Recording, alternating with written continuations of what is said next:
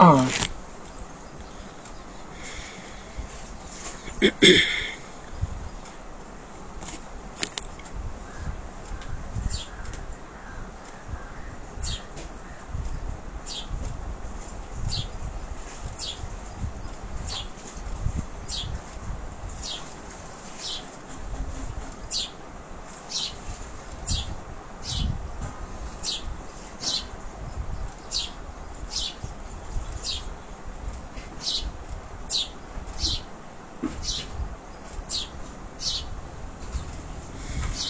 मीठे बच्चे, बाप का बिंदी स्वरूप है, उसे यथार्थ पहचान कर याद करो, यही समझदारी है।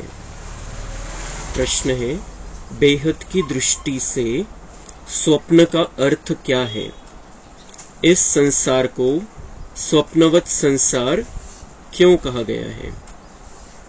उत्तर, स्वप्न अर्थात जो बात बीत गई। तुम अभी जानते हो यह सारा संसार अभी स्वप्नवत है, अर्थात सतयुग से लेकर कलयुग अंत तक सब कुछ बीत चुका है। तुम्हें अभी सेकंड में इस स्वप्नवत संसार की स्मृति आ गई। तुम सृष्टि के आदि, मध्य, अंत, मूल वतन, सूक्ष्म वतन, स्थूल वतन को जानकर मास्टर भगवान बन गए हो। गीत, कौन आया मेरे मन के द्वारे। ओम शांति। शिव बाबा अपने मीठे मीठे बच्चों सिक्की लधे सालिग्रामों को बैठ समझाते हैं। सालिग्राम ही शिव बाबा के बच्चे ठहरे ना। बच्चे जानते हैं कि हमको वह पढ़ाते हैं जिनको रिंचक भी कोई जानते नहीं है। शिव के मंदिर में जाते हैं, परंतु वहां तो इतना बड़ा शिवलिंग देखते हैं। यह थोड़ी समझते हैं कि हमारा बाबा बिंदी है। जो बच्चे शिव बाबा को इतना बड़ा समझ याद करते हैं व करते होंगे, वह भी भोले हैं, क्योंकि वह भी रॉन्ग है। बाप समझाते हैं कि मैं बिंदी हूं। अब बिंदी को कोई क्या समझ सके? भल कोई कहते हैं अखंड ज्योति स्वरूप है, फलाना है, परंतु नहीं, वह है बिंदी। उनको याद करना बड़ा मुश्किल है, घड़ी घड़ी भूल जाते हैं। भक्ति मार्ग में आदत पड़ी हुई है शिवलिंग पर फूल चढ़ाने व पूजा करने की, तो वह याद रहता है। परंतु यह घड़ी घड़ी भूल जाते हैं कि हमारा बाबा बिंदी रूप है। सारे ड्रामा में उनका जो पार्ट है वह बजाते हैं। बिंदी के बैठ महिमा करेंगे क्या कि सुख का सागर है, शांति का सागर है। कितना छोटा बिंदी रूप है। बच्चे पूछते हैं किसको ध्यान में रखें? इन बातों को तो समझदार ही समझ सके, नहीं तो वही शिव का लिंग याद आ जाता है। श्री कृष्ण तो अच्छी रीति बुद्धि में बैठ सकता है, यह तो है बिंदी। गीत में भी कहते हैं कि याद करो तो याद न आए, फिर वह सूरत कैसी है?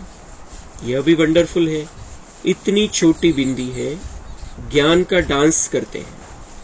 कहा जाता है यह स्वप्नों का संसार है।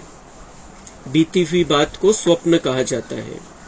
स्वप्नवत संसार जो बीत गया है वह तुम्हारी बुद्धि में आता है।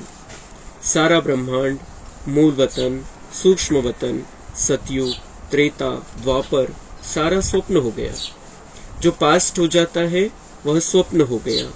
अब कलयुग का भी अंत है। यह स्वप्नवत संसार हुआ ना। वह हद के स्वप्न आते हैं। तुमको बेहद का बुद्धि में आता है। सूर्यवंशी, चंद्रवंशी भी सब स्वप्न हो गया।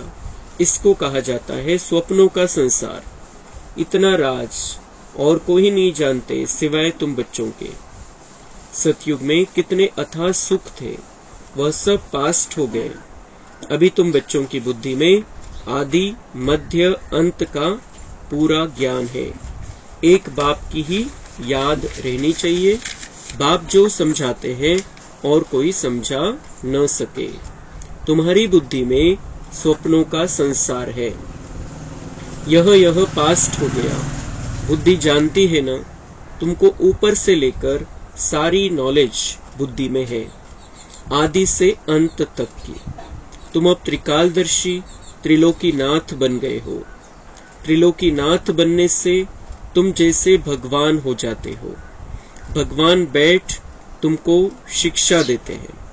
सेकंड में स्वप्न आता है ना, तो सेकंड में तुमको सारा याद आना चाहिए, बीज और झाड़। बाबा भी कहते आदि मध्य अंत का मेरे पास ज्ञान है, इसलिए ही मुझे ज्ञान का सागर नॉलेजफुल जानी जाननहार कहते हैं। जानते हैं हर एक की अवस्था ऐसे ही रहेगी। एक एक की अवस्था को हम क्या बैठ जानेंगे? जो अवस्था कल्प पहले थी उस अवस्था में है, सो तो तुम भी जानते हो।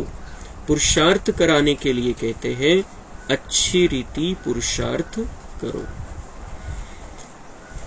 तो हमारा बाबा बिंदी रूप है। भक्ति मार्ग में बाबा म्हणता है महिमा करते हैं, सुख का सागर है, प्रेम का सागर है, शांती का सागर है, लेकिन वो बिंदी की महिमा नाही करते। कोणतं तरी रूप त्यांच्या बुद्धीमध्ये असतं, तेव्हा ते महिमा करतात। कोणतं तरी साकार शरीरधारी रूप। शिवलिंगाकडे जातात, शिवलिंगाचं दर्शन करतात, पूजा करतात, भक्ती खूप करतात, पण मग बुद्धीमध्ये येतो, पिंडीकडे जाऊन सुद्धा बुद्धीमध्ये येतो शंकर। तो साकार देह को याद करते हैं। मग शंकराचं रूप त्यांनी दाखवलं थोडंसं रागीट, तो मग शांतीचा सागर, सुख का सागर, ये बात उसको लगती भी नहीं वैसे भी। असा सगळं गोंधळ झालेला आहे। बाबा म्हणताय कि तुम्हें भी अभी तुम्हारी बुद्धि में भी ये क्लियर होना चाहिए कि बाबा बिंदी रूप है। भक्ति मार्ग के जो कंफ्यूजन है, जो मुंझाया हुआ है, बाबा म्हणताय उससे बाहर निकल जाओ। अभी तिकडे सगळं गोंधळच गोंधळ आहे। कोण कसा आहे, कोणाचं काय कर्तव्य आहे, कोणाची कशा प्रकारची महिमा करायला पाहिजे, त्याचं रूप कसं आहे, त्याचं कर्तव्य कोणतं आहे, त्याचं येण्याचा काळ कोणता आहे, या सगळ्या गोष्टी आता तुम्हाला समजलेल्या आहेत। बाबांनी आज टाइटल दिलेले आपल्याला कि तुम मास्टर भगवान बन गए हो। जो भगवान जानता है वो तुम जानते हो। जो भगवान जिस तरीके से अपने आप को प्रस्तुत करता है दुनिया में, वैसे तुम्हें भी दुनिया वालों के सामने रहना है, मास्टर भगवान बनकर रहना है। हमारा बाबा सचमुच में ज्ञान का सागर है, शांति का सागर है, आनंद का सागर है, प्रेम का सागर है, दया का सागर है, सर्वशक्तिवान है। ऐसा ही हमें भी दुनिया वालों के सामने रहना है। त्या अर्थाने बाबा ही खूप मोठी डिग्री आपल्याला देताय की तुम मास्टर भगवान बन गए हो। इतकं जरी आपल्या बुद्धीमध्ये राहील तर आपलं सगळं जीवन बदलून जाईल। मैं मास्टर भगवान हूं, भगवान के बाद मेरा नंबर है। मैं मास्टर भगवान हूं, मैं भगवान का बच्चा हूं।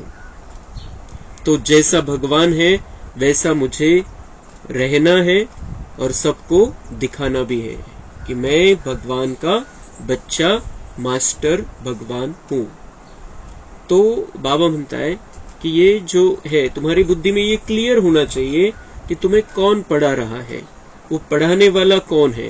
वो पढ़ाने वाला शंकर भी नहीं है, ब्रह्मा भी नहीं है, लक्ष्मी नारायण भी नहीं है, राधा कृष्ण भी नहीं है, राम सीता भी नहीं है, या कोई धर्मों के स्थापक भी नहीं है। तुम्हें पढ़ाने वाला बीज रूप परमपिता परमात्मा है, जो इस सृष्टि का बीज रूप है, जो इस सृष्टि का नया निर्माण करता है हर 5000 साल के बाद। हर 5000 साल में ये दुनिया बिगड़ जाती है, खराब हो जाती है, रहने लायक नहीं रहती है, तब बाबा आकर हमें माया से मुक्त कर देता है, इस दुनिया को माया से मुक्त कर देता है और इस दुनिया को, इस गंदी दुनिया को बहुत सुंदर दुनिया में परिवर्तन कर देता है। वो जो बीज रूप परमपिता परमात्मा है, जो इस सृष्टि का नवनिर्माण करने वाला है, उसका मैं बच्चा हूं और उसका स्वरूप है बिंदी। वो कोई बड़ा नहीं है, वो भक्ति मार्ग में बड़े बड़े शिवलिंग बनाए हैं. बाबा म्हणतात लेकिन मैं इतना बड़ा भी नहीं हूं और दिखने में ऐसा भी नहीं हूं. ते एक प्रतीक आहे फक्त. ते एक जशी जागती ज्योत आहे बस. तसं त्या अर्थाने ते थोडंसं छोटं रूप बनवलं, मग मोठं रूप बनवत गेले त्याचं. लेकिन बाबा म्हणताय मैं कोई ऐसा नहीं हूं. मी पिंडी सारखा पण नाहीये, मी ज्योती सारखा पण नाहीये. ते म्हणतात तो अखंड ज्योती आहे. हजारो सूर्य आहे. जसं काल पण हा पॉइंट बाबांनी घेतला होता. हजारो सूर्य उससे भी तेजोमय है. पण ते कोणाच्या बुद्धीमध्ये आलं, ज्यांनी एखाद्या भक्तानी परमधामचा साक्षात्कार केला असेल. परमधाम मध्ये तो जो प्रकाश आहे, लाल सोनेरी प्रकाश, तिथं सूर्य चंद्र ताऱ्यांचा प्रकाश नाहीये परमधाम मध्ये. परमधाम स्वयंप्रकाशित आहे. तिथला तो कंटिन्युअसचा तो तशा प्रकारची लाईट तिथं आहे. आणि शिवाय परमात्मा लाईटचा तिथं प्रभाव आहे. परमात्म्याकडून जी ऊर्जा निघते त्याचा प्रभाव आहे की तो लाल सोनेरी प्रकाश सदैव तिथं आहे. तर असं कोणी साक्षात्कार केला असेल तर त्याला वाटलं असेल की तो हजारो सूर्य इतका तेजोमय, पण ते परमधामचा साक्षात्कार आहे. हजारो सूर्य इतका तेजोमय दिसत असेल परमधाम, पण परमात्मा तर बिंदी रूप आहे. तर बाबा म्हणताय मुझे यथार्थ जानकर पहचान कर, मुझे मैं जो हूं जैसा हूं वैसा याद करो. याद करने जाता हूं तो याद नहीं आता है, नहीं कर पाता हूं याद. गीतामध्ये पण म्हटलं, भक्ति मार्ग वाल्यांनी पण म्हटलं, त्यांना तर माहितीच नाहीये. लेकिन हमारा ऐसा नहीं होना चाहिए कि मैं बाबा को याद कर रहा हूं लेकिन मुझे दूसरे रूप बुद्धि में आ रहे. कभी शिवलिंग दिख रहा है, कभी क्या दिख रहा है, कभी क्या दिख रहा है, कभी ज्योति दिख रही है. लेकिन परमात्मा तर एक पॉइंट आहे, एक खूप तेजस्वी असा पॉइंट आहे. त्याला आपण बघायचंय, त्या शक्तिशाली स्थितीमध्ये बघायचंय. ती शक्तिशाली अवस्था आपली पण पाहिजे आणि बाबांची पण तशी आपल्याला बघायची. तो वो बाबा कह रहे हैं कि जो भक्ति मार्ग वालों ने जिस तरीके से मुझे समझा है, जिस तरीके से उन्होंने मेरा चरित्र गाया हुआ है, वैसा मैं नहीं हूं. और सारा सत्य वही भगवान बैठकर हमें समझाता है कि मैं ऐसा हूं, मैं ऐसा नहीं हूं. मैं कौन हूं, क्या हूं, कब आता हूं, क्या करता हूं, कहां रहता हूं, ये सारा सत्य परिचय बाबा ने हमको दे दिया है. तर त्यामुळे ते गीतामध्ये, भक्ती मार्गातल्या गीतामध्ये म्हटलेलं आहे की आंख न जाने दिल पहचाने. सुंदर वर्णन. त्यांना माहिती नाही आपण काय शब्द लिहिलाय आणि काय शब्द बोलतोय आपण गाण्यामध्ये आणि त्याचा अर्थ काय. लेकिन हमें ये सत्य पता है अभी कि हमने अपनी आंखों से भगवान को नहीं देखा है. हम इन आंखों से भगवान को देख भी नहीं सकते हैं, कभी भी नहीं देख पाएंगे, कधीच नाही बघू शकणार. परमधाम मध्ये बाबांच्या जवळ राहू पण डोळे नाही राहणार आपल्याला, इसलिए उसको देखने का सवाल ही नहीं है परमधाम में. यहां पर बाबा आता है, यहां पर बाबा उपस्थित है आज, लेकिन इन आंखों से वो दिखाई नहीं देता है. हे डोळे फक्त 5 तत्वांनी बनलेल्या वस्तू बघू शकतात. परमात्मा त्याच्या पलीकडचा आहे. त्यामुळे हे डोळे बाबांना नाही बघू शकत. तो आंख नहीं जानती है बाबा को, लेकिन दिल ने पहचान लिया है. हमने महसूस कर लिया है, बुद्धि से हमने जान लिया है कि बाबा कितनी छोटी सी बिंदी है. वो बिंदू स्वरूप है, बिंदी आहे. त्याला कुठलाच आकार तसा नाही देऊ शकत आपण. बिंदी आहे, पॉइंट आहे, एक टिंब आहे, एक छोटासा टिंब आहे. आपण पेनाने टिंब काढतो त्याच्या लाखो पटीने छोटासा, इतका छोटा परमात्मा आहे. आणि त्याच्यामध्ये सगळ्या सृष्टीचं ज्ञान आहे, सगळ्या सृष्टीला पलटवण्याची ताकद आहे. असा तो आपला बाबा, इतका शक्तिशाली आपला बाबा बिंदी स्वरूप आहे. कुठलाही मोठं स्वरूप नाहीये, बिंदी स्वरूप आहे.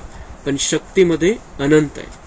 त्याच्या शक्तीची आपण कोणाशीच तुलना नाही करू शकत. आणि सगळ्यांची, या दुनियेची सगळी शक्ती एकीकडे आणि बाबांची शक्ती एकीकडे. इतका तो शक्तिशाली है. तो ऐसे बाबा को हमने दिल से, बुद्धि से और ज्ञान के आधार से पहचान लिया. अंधश्रद्धा से नहीं, ज्ञान के आधार से हमने पहचान लिया है कि हमारा बाबा ऐसा है और अभी आया है. और उसका जो प्रत्यक्ष स्वरूप है वो हमें मुरली के द्वारा दिखाई देता है. बाबा मुरली के द्वारा हमारे सामने आता है. तो ऐसे बाबा को अभी हमें जो जैसा है वैसा ही समझकर याद करना है. किस स्थिति में रहकर, हम जैसे है ओरिजिनल, उस स्थिति में रहकर बाबा की याद में रहना है. बाबा म्हणतात हे क्लिअर, हे तुम्हाला एकदम क्लिअर झालं पाहिजे. आता बिलकुल ते भक्ती मार्गातलं कुठलंही कन्फ्युजन बुद्धीमध्ये ठेवायचं नाही. तो गोंधळ सगळं संपवून टाकायचा आहे मी कोण तुम्ही कोण हे तुम्हाला कळालं, आता कनेक्शन चांगलं झालं पाहिजे. अभी तुमको स्वदर्शन चक्रधारी बनना है. तुम जानते हो यह पास्ट हो गया है. ऐसे देवताएं राज्य करते थे, फिर आकर राज्य करेंगे. बाबा म्हणतात हे सगळं स्वप्न कशाला म्हणतात की जे होऊन गेलेलं आहे. तो ये बाबा म्हणतात जो हो गया है, जो बीत चुका है, उसको ऐसे समझो स्वप्न था, हो गया, खत्म. अभी फिर से हमें ओरिजिनल में उसी दुनिया में जाना है जो स्वप्न बाबा ने हमें याद दिलाया है कि सतयुग में ऐसे था, फिर त्रेता में ऐसे था, फिर द्वापर में ऐसे हुआ, फिर कलयुग में ये पोजीशन है, फिर अब संगम में बाबा आया है. अभी हमें फिर से उस ओरिजिनल स्थिति में लौटना है. आता बाबा म्हणता है कि वो ऐसे स्वप्नवत संसार है, जैसे बीत गया उसको कहेंगे स्वप्न. लेकिन अभी भविष्य स्पष्ट है हमारे सामने, उसके लिए हमें पुरुषार्थ करना है. बाबा उसी के लिए पुरुषार्थ करने के लिए हमें इतनी प्रेरणाएं देता है रोज. पास्ट, प्रेजेंट, फ्यूचर यह याद करते रहेंगे. उनको ही स्वदर्शन चक्र कहा जाता है. शिवलिंग को याद करने में तो हिरे हुए हैं. सवय लागलेली ती शिवलिंगाची आठवण करण्याची. तो समझते हैं कि बाबा ज्योतिर्लिंगम है. बिंदी कहे तो मूंछ पड़े. वह समझते हैं आत्मा छोटी है, परमात्मा बड़ा है. अभी तुम बच्चे जानते हो इस कलयुगी दुनिया में इस समय देखो भपका कितना है. इसको माया का भपका कहा जाता है. माया का पांप है. कहते हैं ना अभी दुनिया कितनी अच्छी बन गई है, बड़े बड़े महल बन गए हैं. अमेरिका का कितना भपका है, चीजें कितनी आकर्षक बनती है. हम समझते हैं कि यह तो मुलम्मे की चीजें हैं जो अभी खत्म हो जाएगी. भावंत है दुनिया वाले क्या समझते हैं कि अभी तो कितनी अच्छी बन गई है दुनिया, किती सुविधा झाल्या. पहिले तर काहीच नव्हतं. पहिले किती त्रास सहन करावा लागायचा, आता तर किती सुविधा झालेल्या आहे.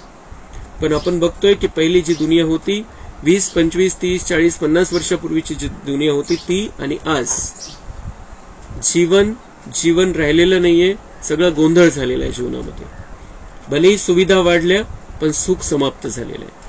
तो इसलिए बाबा कह रहे हैं कि कितनी भी बड़ी चीजें, कितनी भी आकर्षक चीजें हैं दुनिया में, लेकिन ये अंत समय का माया का भपका है, माया का पांप है जो भटकाती है.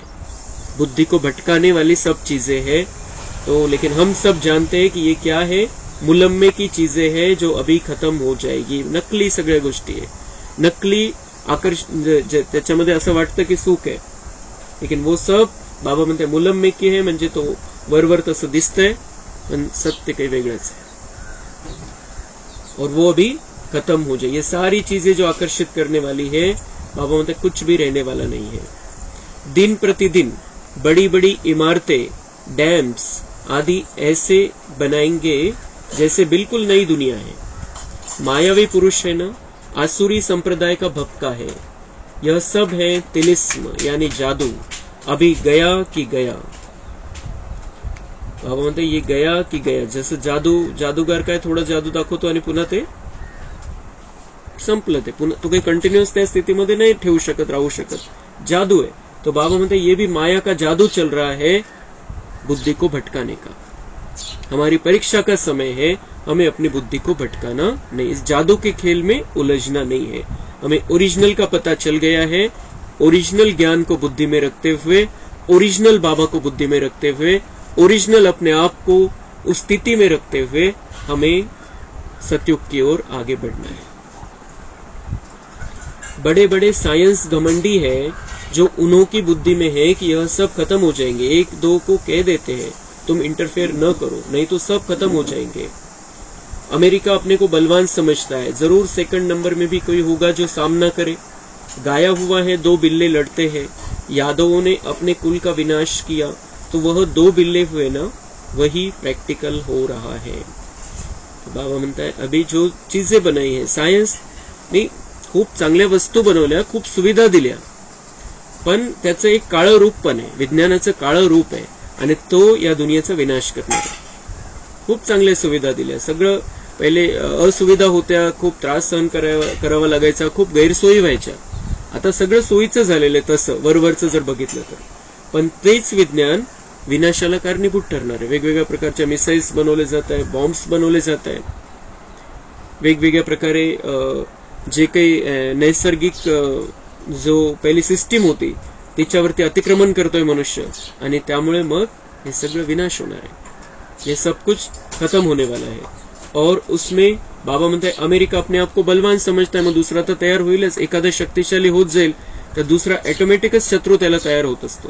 तर तसं अमेरिका आणि रशियाचं चाललेलं आहे. बाबा म्हणताय ये दो बिल्ले आपस में लढेंगे और मक्खन हमको मिलने वाला है. अमेरिका आणि रशिया त्यांच्या ते वेगवेगळे, ती दोन्ही वेगवेगळ्या शक्ती, दोन्ही एकमेकांच्या विरुद्ध आहे आता. आणि मग काही देश इकडे या साईडला जातील, काही देश या साईडला राहतील. तिसरं महायुद्ध होईल. आपण भारत त्याच्यामध्ये सामील होणार नाहीये, हे बाबांनी क्लिअर कट सांगितलेलं आहे. तिसऱ्या महायुद्धाचा आणि भारताचा काही संबंध नाही, ते चालू राहील आणि त्याच्यामध्ये ते सगळे देश संपून जातील आणि आपण या विश्वावरती राज्य करणारे. भारत अविनाशी खंड आहे. भारत तसाच्या तसा राहील, फक्त आपल्यामध्ये ते परिवर्तन होणार आहे. तुम बच्चे जानते हो आगे भी इस समय तुमने ही नॉलेज ली थी, अब भी ले रहे हो. बाप आकर सारी नॉलेज समझाते. जैसे बाप की बुद्धि में वैसे तुम बच्चों की बुद्धि में भी है.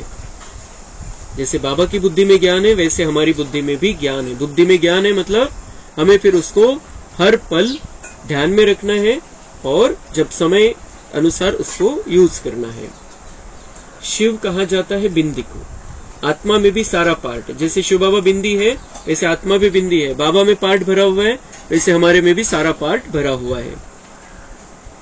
तुम्हारा है ऑलराउंड पार्ट सतयुग से लेकर कलयुग तक.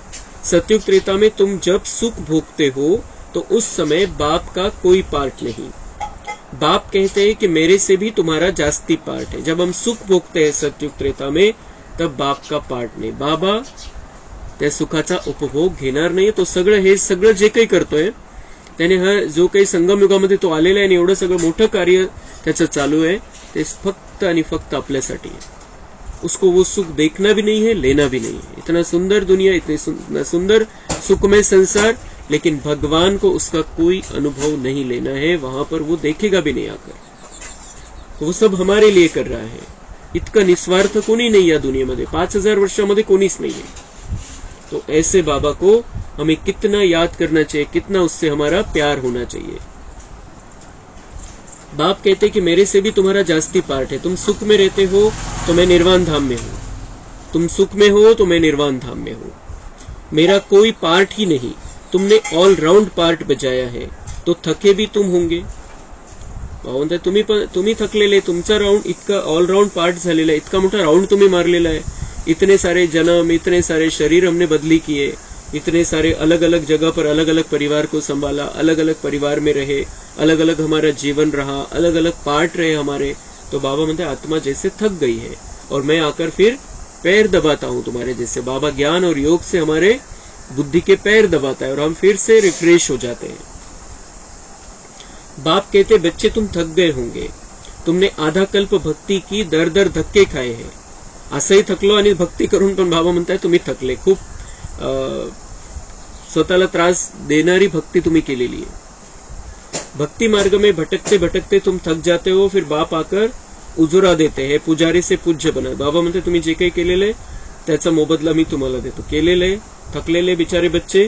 तो बाबा म्हणते मैं आकर क्या करता हूं, तुम्हें पुजारी से फिर से पूज्य बना देता हूं. बाबा म्हणते तुम्हारे ये भक्ति मार्ग के धक्के मुझे अच्छे नहीं लगते. तुम थक गए हो, परेशान हो गए हो, लेकिन तुमने जो कुछ भी किया है उसका उजुरा, मोबदला मी तुम्हाला देतो.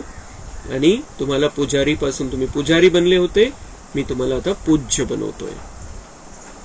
तुम जानते हो हम सो पूज्य थे फिर पुजारी बने हैं. ऐसे नहीं कि परमात्मा आपे ही पूज्य आपे ही पुजारी. नहीं, हम ही बनते. बाबा कोई पुजारी नहीं बनता है.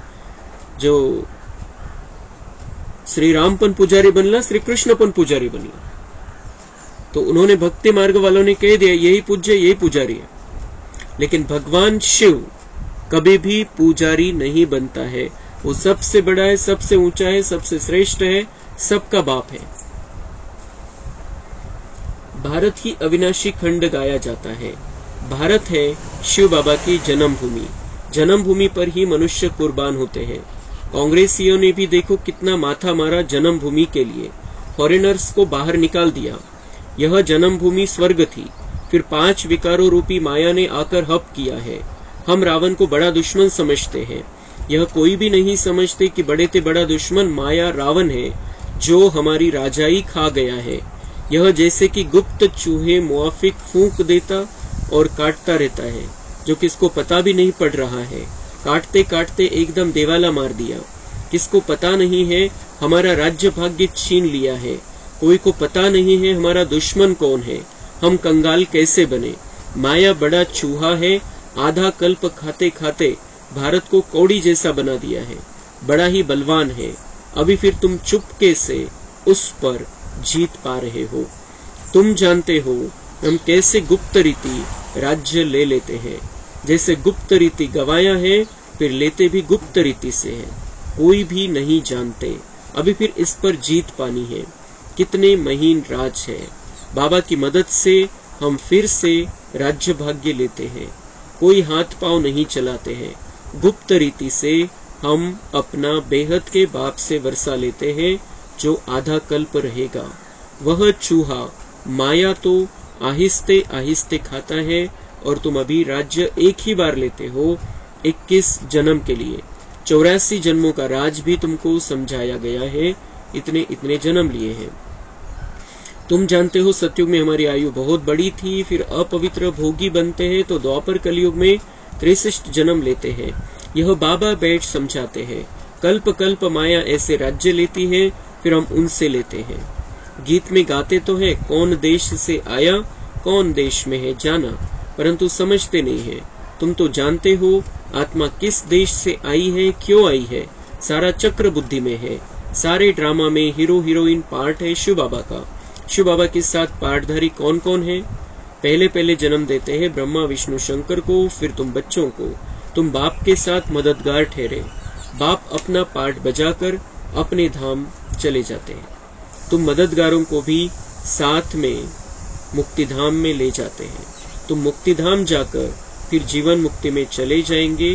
कितना अच्छी रीति बुद्धि में रखना चाहिए। तो यह है सपनों का संसार जो बीत गया। आज स्वतंत्रता दिवस आहे। भारत स्वतंत्र होऊन आज 76 वर्ष कंप्लीट झाले। 77वा स्वतंत्रता दिवस आहे। तर त्या निमित्ताने नेमकी ही मुरलीमध्ये हा पॉइंट आलेला आहे। ड्रामानुसार बाबा म्हणताय की ये भारत अविनाशी है, ये खंड अविनाशी है, ये भारत सोने की चिड़िया था, ये भारत हीरे मानिक मोती से भरा हुआ था, संपन्न था, समृद्ध था। लेकिन इस भारत को द्वापर युग से माया रूपी चूहे ने कुतरना शुरू किया, काटना शुरू किया, और काटा ऐसे जैसे समझ में नहीं आया। जसं उंदीर जो आहे त्याची जी चावण्याची जी पद्धत आहे, पहिले तो त्या जागेला थोडं बधीर करतो आणि नंतर चावतो, त्यामुळे ते कळत नाही, लक्षात नाही चावलं, नंतर रक्त निघालं जर कोणा तर लक्षात येतं की चावलाय, हे चावलाय, उंदीर चावलाय म्हणून। तर तसं बाबा म्हणताय वो फुंकर टाकून चावण्याची ती पद्धत। तर तसं द्वापर युगापासून माया हळूहळू हळूहळू आपल्या जीवनामध्ये आली। आपण ते लक्षातच नाही घेतलं की हे तर आपल्या दुश्मनाने प्रवेश केलेला आहे आपल्या जीवनामध्ये, आपल्या बुद्धीमध्ये, आपल्या मनामध्ये दुश्मन प्रवेश झालेला आहे की जो आपल्याला पुढे चालून खूप त्रास देणार आहे, खूप त्रासदायक। लक्षात नाही आलं, आपण त्यांना देहभान होता म्हणून असं समजत गेलो की हे तर पाहिजेच, असं तर पाहिजेच, असं तर राहायलाच पाहिजे। काम, क्रोध, लोभ, मोह, अहंकार। अब बोलते चुपके चुपके आ गए तुम्हारे में ये विकार, काटना चालू किया माया रूपी चूहे ने। तुमको समझ में भी नहीं आया कि काट रही है माया। और फिर बाद में जैसे जैसे थोड़ा समय बीतता गया वैसे वैसे थोड़ा समझ में आने लग गया कि ये तो गलत है। मग वेगवेगळे धर्मस्थापक आले, त्यांनी सांगितलं हे करू नका, क्रोध करू नका, हे करू नका, ते करू नका, असं सांगायला सुरुवात केली। लेकिन दिन से दिन आत्मा कमजोर होती गई और हम उसके अधीन और भी होते गए, उस माया रूपी चूहे के अधीन और भी होते गए। उसने जो काटना शुरू किया था वो हमने ये समझा ही नहीं कि वो गलत हो रहा है, हमारे साथ कुछ गलत हो रहा है।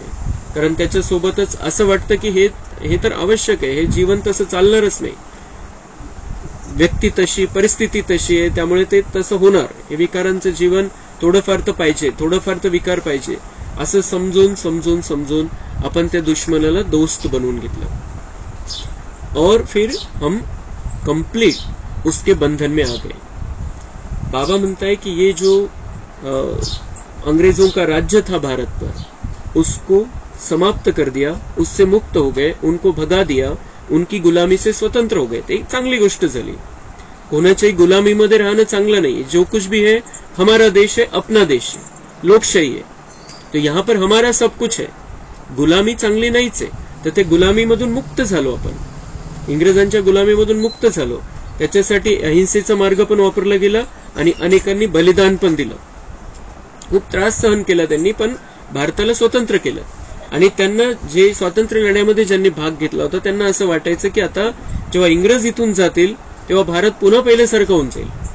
ये सोने की चिड़िया बन जाएगा, ये भारत स्वर्णिम भारत बन जाएगा, यहाँ पर सब कुछ अच्छा होगा, सुख शांति रहेगी, समृद्धी रहेगी, सब कुछ भरपूर रहेगा, किसी को कोई दुख नहीं रहेगा. आणि आपण बघतोय की कशी भयानक स्थिती झालेली आज भारत भूमीमध्ये किती भयानक स्थिती झालेली आहे. तो ये जो है बाबा म्हणता है ये माया की गुलामी से स्वतंत्र नहीं हुए.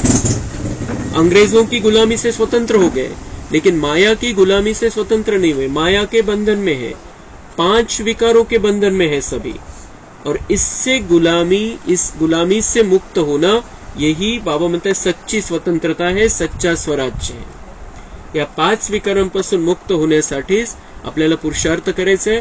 त्यासाठीच बाबा आपल्याला ताकद देतोय. तो ये माया की गुलामी से मुक्त हो जाना है, 5 विकारों की गुलामी से मुक्त हो जाना है. इसके लिए हमें अपने अंदर जो आलस्य है, कुछ भी थोड़े भी प्रकार का है, उसको त्यागना पड़ता है, व्यर्थ से मुक्त होना पड़ता है.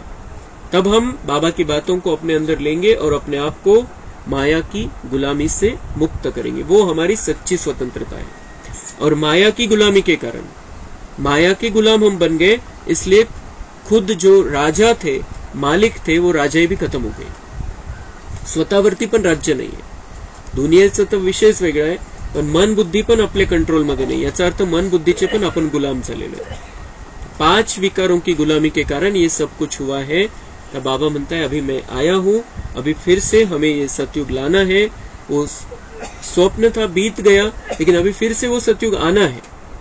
असं नाही की बस तेच बघत राहा तुम्ही. हा सतयुग होतं, त्रेता होतं, द्वापर होतं, कलयुग होतं. बाबा म्हणतात गया वो हो गया, लेकिन अभी फिर से सतयुग लाना है, फिर से सतयुग लाना है. भक्ती मार्गामध्ये काय चाललेलं आहे, हे असे होते. त्यांची आरती गायची, त्यांची पूजा करायची, त्यांची महिमा करायची. बस आपल्याला ते बनायचं नाही. म्हणून बाबा हे सांगताय की ते सतयुग तुम्ही फक्त त्याचीच महिमा नका करत राहू.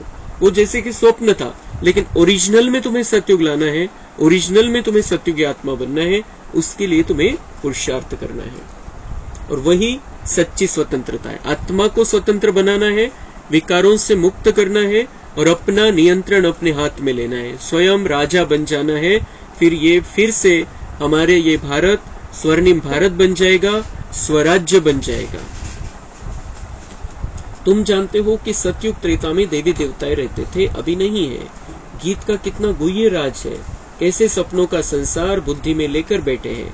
सारा चक्र कैसे फिरता है. जो नॉलेज बाबा में है वह हमारे में भी है. बेहद के बाप में ही यह सारी बेहद की नॉलेज है. बच्चे जानते हैं यह भी स्वप्न हो जाएगा. यह बड़ी समझने और समझाने की बात है. बाबा म्हणते हे ज्ञान तुमच्या बुद्धीमध्ये आहे, सतयुगामध्ये हे ज्ञान राहणार नाही. म्हणजे जसं स्वप्न होतं हे ज्ञान राहणार नाही. स्वप्नासारखं जसं स्वप्न आपण विसरून जातो काही काळानंतर, तसं बाबा म्हणताय कि ये भी बातें तुम्हारी बुद्धि में नहीं रहेगी. हमें इस ज्ञान का पूरा उपयोग कर लेना है. सतयुगामध्ये जाऊन याचा उपयोग नहीं करायचा. ये ज्ञानाचे पॉइंट्स आत्ताच इथं वापरायचे आपल्याला. तो इस हिसाब से बाबा कह रहे हैं कि ये भी स्वप्न हो जाएगा. तो यहाँ पर ही जो कुछ भी करना है इस ज्ञान के आधार से वो कर लेना है. सतयुग त्रेता में यह बातें किसकी बुद्धि में नहीं होती. गुह्य पॉइंट्स मिलती रहती है. बुद्धि में सारा चक्र रहना चाहिए. भक्ति मार्ग क्या है, कब से शुरू होता है, इससे कुछ भी फायदा नहीं हुआ. भक्ती करते करते नुकसान भी आ गए हैं. अब फिर से तुम कौडी से हिरे जैसा बनते. त्यावेळेला त्याचा फायदा होता, पण बाबा आता क्लिअर सांगताय की तसा तर फायदा नाही झाला की तुम्ही सतयुगी देवता बनून गेलेले, तुमचं भविष्य बनलेलं. असा फायदा तर नाही झाला भक्ती मार्गाचा. माया कौड़ी मिसल बना देती है. बाबा ज्ञान डांस सिखलाते, फिर वहां जाकर तुम डान्स करेंगे. बाबा म्हणताय हा ज्ञानाचा डान्स आहे. वेगवेगळ्या पद्धतीने बाबा इतकं सुंदर पॉइंट्स आपल्याला सांगतो की आनंदित होऊन जातो आपण आतमधून. तो बाबा म्हणते जैसे अंदर से आत्मा नाचती है और यहाँ पर हम ज्ञान के आधार से ज्ञान को सुनकर आनंद में रहेंगे, तो बाबा म्हणते वहां जाकर सचमुच में रास करेंगे. आत्मा अति आनंद की स्थिति में रहेगी, कंटिन्यूस. यह बातें बड़ी वंडरफुल जानने लायक है. यहाँ की रस्म रिवाज वहां बिल्कुल नहीं होती है, वह है ही वाइसलेस वर्ल्ड। वहां माया का नाम निशान नहीं होता। पहले तुम बाबा को याद करो, वर्षा ले लो, बाकी वहां की रस्म रिवाज जो होगी वही चलेगी। वहां की रस्म रिवाज सब नहीं होगी, वहां यह उत्सव आदि होंगे नहीं। यहाँ उदासी रहती है तब उत्साह दिलाने वाले उत्सव मनाते हैं। वहां तो नित्य है ही शादमाना, वहां तो सदा उत्साह का जीवन है, उत्साह के दिन है। रोने की दरकार नाही रहती, उत्सव मनाने की बात नाही रहती। कोणताही सण पाहिजे आनंद मनवण्यासाठी, बाबा म्हणते ऐसे वहां पर कोई जरूरत नहीं है, सभी खुश है, सदा खुश है, सदा उत्सव है। सदैव हमारे बड़े दिन होंगे, सदैव हमारे बड़े दिन होंगे, अच्छे दिन होंगे सब। वहां शादी भी धूमधाम से होती है, दहेज मिलता है, दास दासियां मिलती है, बाकी त्योहार आदि की दरकार नहीं रहती है।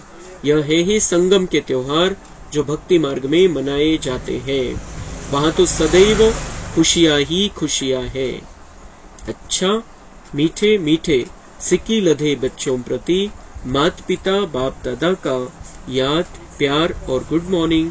रूहानी बाप की रूहानी बच्चों को नमस्ते। हम रूहानी बच्चों की रूहानी बाप दादा को याद, प्यार, गुड मॉर्निंग, नमस्ते। वाह बाबा वाह, शुक्रिया बाबा शुक्रिया। धारणा के लिए मुख्य सार है, स्वदर्शन चक्र फिराते माया पर गुप्त रीती विजय प्राप्त करनी है, बाप समान नॉलेजफुल होकर रहना है। बाबांचं जसं गुप्तपणे येऊन मायेने तुम्हाला तुमच्यामध्ये जीवनामध्ये प्रवेश केला, तुम्हाला त्रास दिला, तुमच्यामध्ये प्रवेश झाली, तुमचं वेगवेगळ्या प्रकारचे कर्माचे हिशोब बनले, तसं बाबा म्हणते आता तुम्हाला मायेवरती गुप्त रीतीने विजय प्राप्त करायची। बाप जो है जैसा है उसे यथार्थ बिंदी रूप में जानकर याद करना है। बिंदु बन बिंदु बाप की याद में रहना है, भोला नहीं बनना है।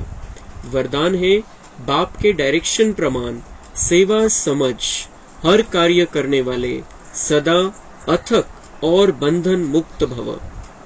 प्रवृत्ति को सेवा समझकर संभालो, बंधन समझकर नहीं। बाप ने डायरेक्शन दिया है, योग से हिसाब किताब चुकतू करो। यह तो मालूम है कि वह बंधन है, लेकिन घड़ी घड़ी कहने व सोचने से और भी कड़ा बंधन हो जाता है, और अंत घड़ी में अगर बंधन ही याद रहा तो गर्भ जेल में जाना पड़ेगा। इसलिए कभी भी अपने से तंग नहीं हो, फंसो भी नहीं और मजबूर भी न हो। खेल खेल में हर कार्य करते चलो तो अथक भी रहेंगे और बंधन मुक्त भी बनते जाएंगे। स्लोगन है, भ्रुकुटी की कुटिया में बैठकर तपस्वी मूर्त होकर रहो, यही अंतर्मुखता है। अच्छा, ओम शांति। हाँ।